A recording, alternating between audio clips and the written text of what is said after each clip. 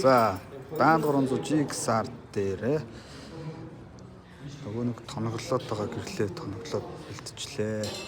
За, тусгалын тод бүдг нь хэр байгаа гэдгээ хамтдаа харцгаая. За, баруун гар талд маань болохоор яг сөөрлөлдсөн байгаа. Зүүн гар талд маань болохоор харахын сөөрлөлж амжиг байгаа юм гэл маань байгаа. За, ойр дээрх байдал юм байна. За, нэмэлтэн дээр бид нар бас нэмж томлж нэмэлтний лидлийн хийсэн.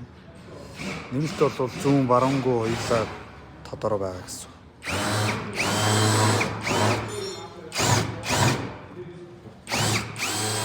За, бид нар энэ гэрлийг ийм гэрлэлтэй болгосон гэсэн.